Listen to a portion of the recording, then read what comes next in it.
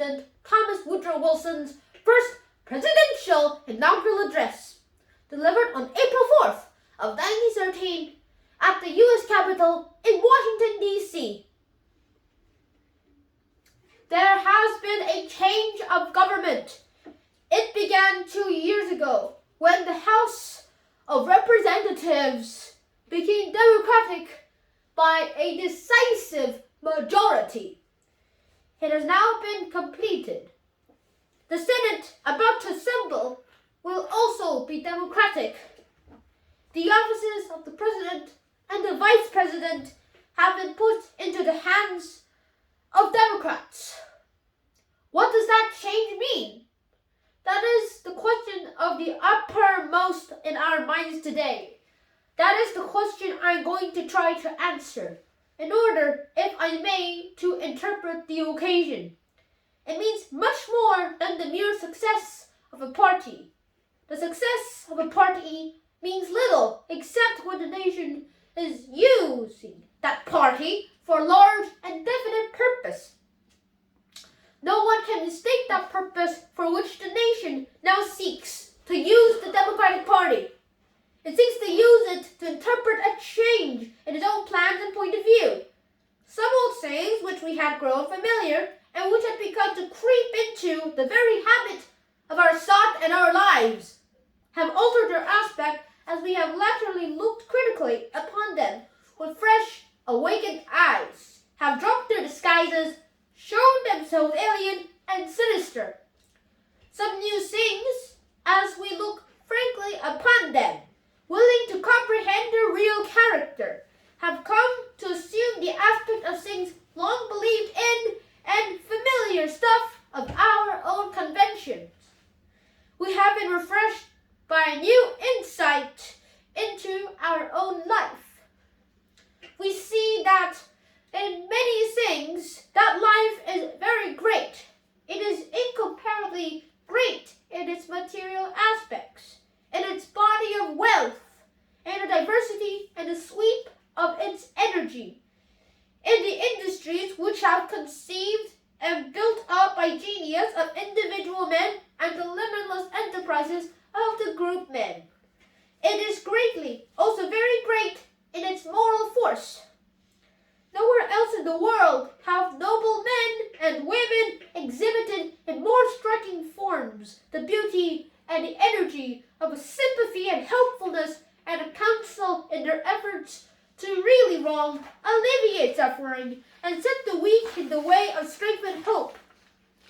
We had built up, moreover, a great system of government, which had stood through a long age as in many respects a model for those who seek to set liberty upon foundations that will endure against fortune's change, against storm and accident.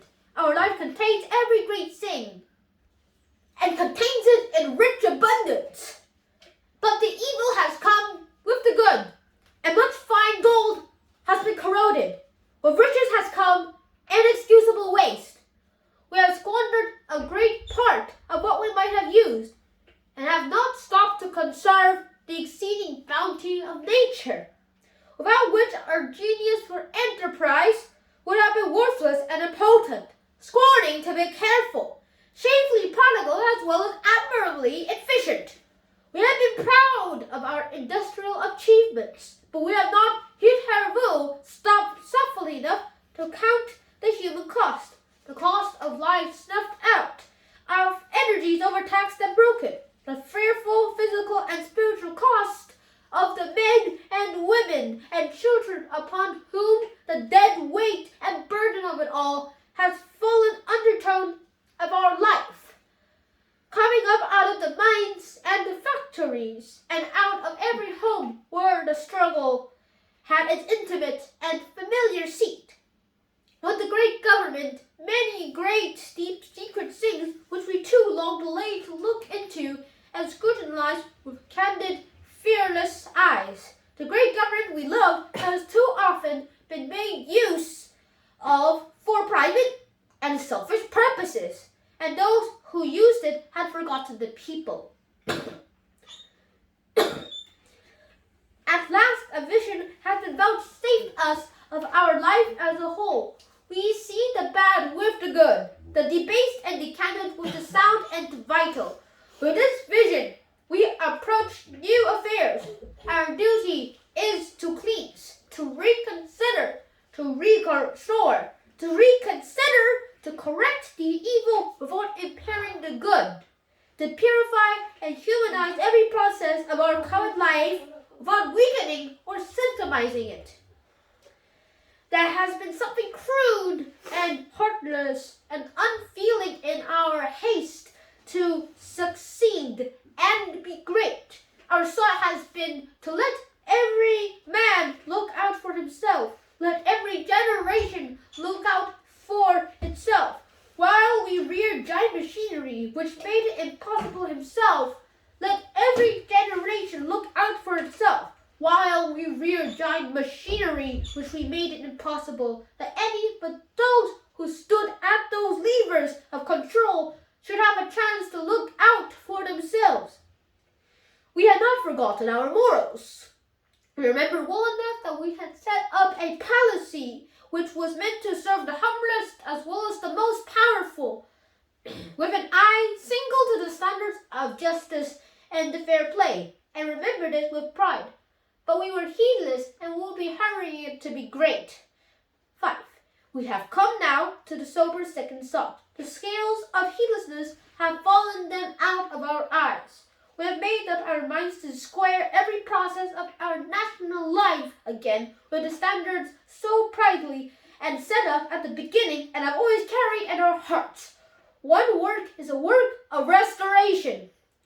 We have itemized with some degree of particularity the things that ought to be altered, and here are some of the chief items. The tariff which cut us off from our proper part in the commerce of the world violates the just principles of taxation and makes the government a facile instrument in the hand of private interests. A banking and currency system based upon the necessity of the government to sell its bonds 50 years ago and perfectly adapted to the concentrating crash and restricting credit.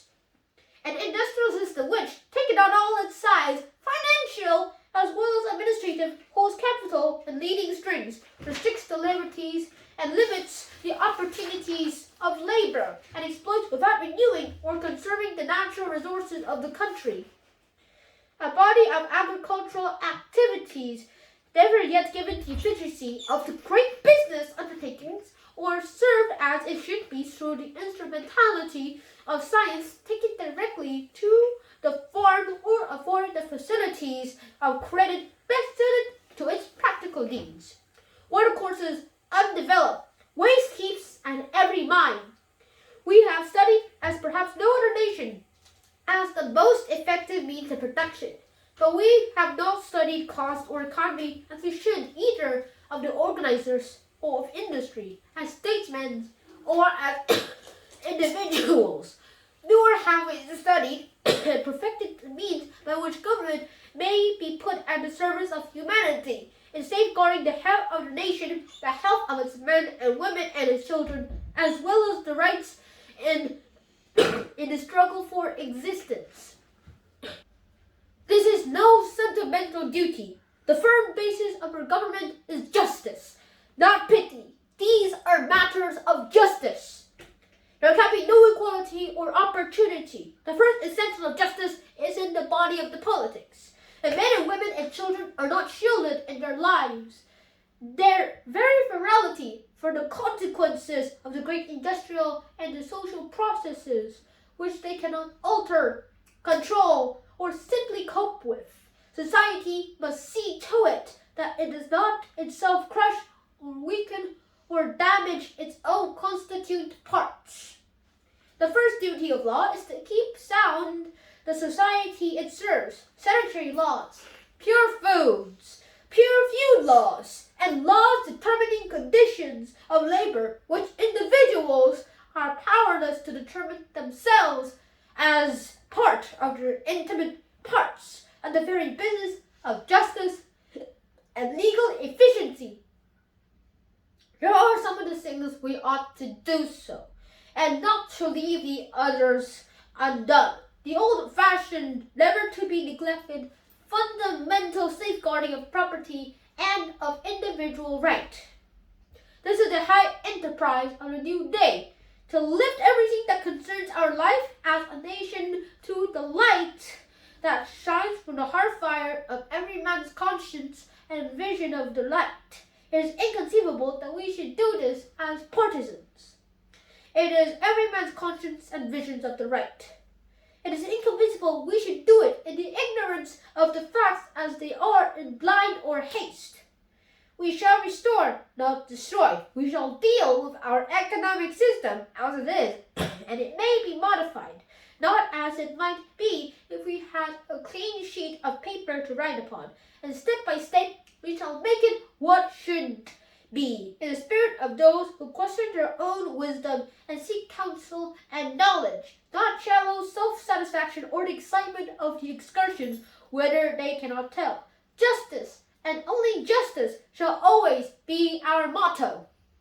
And yet, it will be in the cool process of mere science. Nation has been deeply stirred by a solemn passion, stirred by the knowledge of wrongs, of ideal lost, a government too often debauched and made an instrument of evil. The feelings with which we face this new age of right and opportunity sweep across our heartstrings like some air out of God's own presence, while justice and mercy are reconciled and the judge and the brother are one. We know our task to be no mere task of politics, but a task which shall search us through and through, whether we be able to understand our time and the needs of our people, whether we be indeed the spokespersons and interpreters, whether we have the pure heart to comprehend and a rectified will to choose our high course of action. This is not a day of triumph, it is a day of dedication. Here muster not the forces of the party, but the forces of humanity. Men's heart wait upon us. Men's lives hang in the balance. Men's hopes call upon us to say what we will do. Who shall live up to the great trust? Who does fail and dares fail to try? I summon all honest men, all patriotic, all forward-looking men to my side. God helping me, I will not fail them, if they will but counsel and sustain me.